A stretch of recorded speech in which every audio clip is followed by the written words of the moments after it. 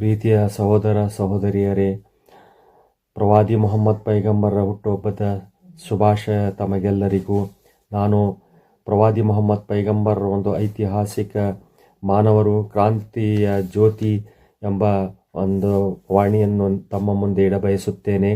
ಇತಿಹಾಸದ ಮೇಲೆ ನಾವು ಒಮ್ಮೆ ಕಣ್ಣಾಡಿಸಿದರೆ ಜಗತ್ತಿನಾದ್ಯಂತ ಅನೇಕ ಕ್ರಾಂತಿಗಳು ಸಂಭವಿಸಿರುವುದನ್ನು ನಾವು ನೋಡುತ್ತೇವೆ. ಕೆಲವು ಕ್ರಾಂತಿಗಳು ಪ್ರಭುತ್ವವನ್ನು ಉರುಳಿಸುವ ಉದ್ದೇಶವನ್ನು ಹೊಂದಿದ್ದರೆ, ಇನ್ನು ಕೆಲವು ಜನರ ಆರ್ಥಿಕ ಸಾಮಾಜಿಕ ಸುಧಾರಣೆಗೆ ಪ್ರಯತ್ನಿಸಿವೆ. ಆದರೆ ವಿಶೇಷವೆಂದರೆ ಹೆಚ್ಚಿನ ಕ್ರಾಂತಿಗಳು ಒಂದು ರಾಷ್ಟ್ರಯುಗ ಅಥವಾ ನಿರ್ದಿಷ್ಟ ವರ್ಗಗಳ ಜನರಿಗೆ ಸೀಮಿತವಾಗಿದ್ದವು. ಅನೇಕ ಕ್ರಾಂತಿಗಳು ತಾತ್ಕಾಲಿಕವಾಗಿ ಯಶಸ್ವಿಯಾದರೂ ಅಂತಿಮವಾಗಿ ಜನರ ಮಾನಸದಿಂದ ಮರೆಯಾಯಿತು. ಇನ್ನು ಕೆಲವು ಕ್ರಾಂತಿಗಳು ದಬ್ಬಾಳಿಕೆಯ ಮೂಲಕ ಇನ್ನೊಂದನ್ನು ಬದಲಾಯಿಸಿದವು. 14 ಶತಮಾನಗಳ ಹಿಂದೆ ಒಂದು ಕ್ರಾಂತಿ ನಡೆಯಿತು. ಹೌದು, ಸುಮಾರು 1400 ವರ್ಷಗಳ ಹಿಂದೆ ಜಗತ್ತಿಗೆ ಹಿಂದೆಂದೂ ಕಂಡಿರದ ಒಂದು ಕ್ರಾಂತಿ ಅರೇಬಿಯಾದ ಮರುಭೂಮಿಯಲ್ಲಿ ಮೊಳಕೊಡೆಯಿತು. ವಿಶೇಷವೆಂದರೆ ಅದು ಸೈನ್ಯ ಸಂಪತ್ತು ಅಥವಾ ರಾಜಕೀಯ ಮಹತ್ವಾಕಾಂಕ್ಷೆಗಾಗಿ ಪ್ರಾರಂಭವಾಗಿರಲಿಲ್ಲ.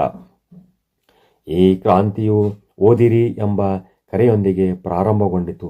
ಈ ಕ್ರಾಂತಿಯ ನಾಯಕ ಅವರ ಮೊಹಮ್ಮದ್ ಸಲ್ಲಲ್ಲಾಹು ಅಲೈಹಿ ವಸಲ್ಲಂ ಅವರ ಮೇಲೆ ದೇವನ ಶಾಂತಿ ಇರಲಿ. ಅವರು ಸೃಷ್ಟಿಕರ್ತನಾದ ದೇವನ ಅಂತಿಮ ಪ್ರವಾದಿ. ಅವರ ಕ್ರಾಂತಿಯು ಸರ್ಕಾರವನ್ನು ಸ್ಥಾಪಿಸುವುದಕ್ಕಿಂತ ಮುಂಚೆ, ಹೃದಯಗಳನ್ನು ಸಂಸ್ಥೆಗಳನ್ನು ಸ್ಥಾಪಿಸುವುದಕ್ಕಿಂತ ಮುಂಚೆ, ವ್ಯಕ್ತಿತ್ವವನ್ನು ಅಧಿಕಾರವನ್ನು ನಡೆಸುವುದಕ್ಕಿಂತ ಮುಂಚೆ ವಿಶ್ವಾಸವನ್ನು ಪರಿವರ್ತಿಸಿತು. ಈ ಕ್ರಾಂತಿಯು ಮಾನವ ಕುಲವನ್ನು ಅಜ್ಞಾನ, ಮೌಢ್ಯ, ಅನ್ಯಾಯ, ಶೋಷಣೆ, ಭಯ ಮತ್ತು ಹಸಿವಿನಿಂದ ಮುಕ್ತಗೊಳಿಸಿತು. 23 ವರ್ಷಗಳ ಸುಸ್ಪೃಶ್ಯ ಸಮಯದಲ್ಲಿ ಅದು ಇಡೀ ಅರೇಬಿಯಾವನ್ನು ಬದಲಾಯಿಸಿತು. ಮಾತ್ರವಲ್ಲ, ಕೆಲವೇ ದಶಕಗಳಲ್ಲಿ ಅದು ಜಗತ್ತಿನಾದ್ಯಂತ ನಾಗರಿಕತೆಗಳ ಮೇಲೆ ಪ್ರಭಾವ ಬೀರಿತು. ಮಾನವ ಕ್ರಾಂತಿಯಾಗಿತ್ತು. ಅದು ಮಾನವನ ಕ್ರಾಂತಿಯಾಗಿತ್ತು. ಪ್ರವಾದಿಯ ಮೊಹಮ್ಮದ್ ಕ್ರಾಂತಿ ಕೇವಲ ರಾಜಕೀಯವಾಗಿರಲಿಲ್ಲ. ಅದು ಆಧ್ಯಾತ್ಮಿಕ, ಬೌದ್ಧಿಕ, ನೈತಿಕ, ಸಾಮಾಜಿಕ, ಆರ್ಥಿಕ ಕ್ರಾಂತಿಯಾಗಿತ್ತು. ಮಿಗಿಲಾಗಿ ಅದೊಂದು ಅಪ್ಪಟ ಮಾನವೀಯ ಕ್ರಾಂತಿಯಾಗಿತ್ತು.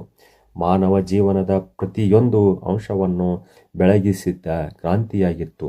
ಮಾನವ ಕುಲವು ಅಸಮಾನತೆ, ಹಿಂಸೆ, ಅನೈತಿಕತೆ, ಶೋಷಣೆ, ದಬ್ಬಾಳಿಕೆ, ಸಂಘರ್ಷಗಳನ್ನು ಎದುರಿಸುತ್ತಿರುವಾಗ ಪ್ರವಾದಿ ಸಲ್ಲಲ್ಲಾಹು ಅಲೈಹಿ ವಸಲ್ಲಂ ಜೀವನ ಮತ್ತು ಸಂದೇಶವು ಇಂದು ಪ್ರಸ್ತುತವಾಗಿದೆ. ಪ್ರವಾದಿಯವರು ನಡೆಸಿದ ಕ್ರಾಂತಿಯು ದ್ವೇಷ ಅಥವಾ ಸೇಡು ತೀರಿಸಿಕೊಳ್ಳುವುದರ ಮೇಲೆ ಆಧರಿಸಿರಲಿಲ್ಲ.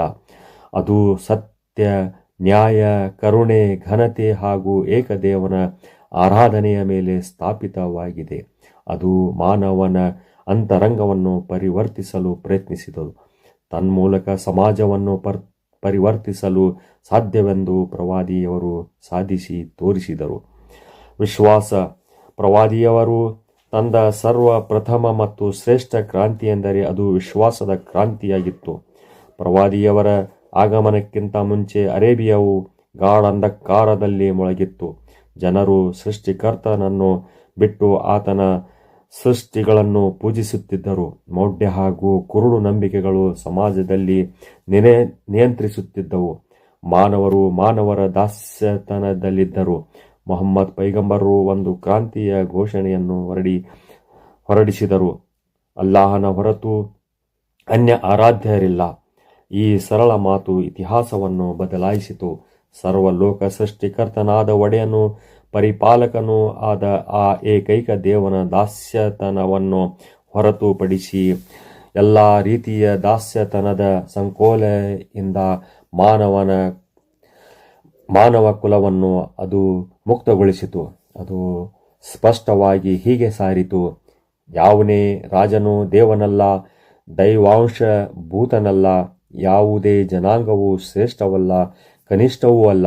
ಮಾನವನು ಸೇರಿದಂತೆ ಯಾವುದೇ ಸೃಷ್ಟಿಯು ಪೂಜೆಗೆ ಅರ್ಹವಲ್ಲ.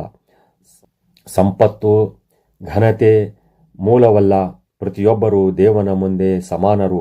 ಈ ಘೋಷಣೆಯು ಶೋಷಣೆಯ ಅಡಿಪಾಯವನ್ನು ಅಲುಗಾಡಿಸಿತು.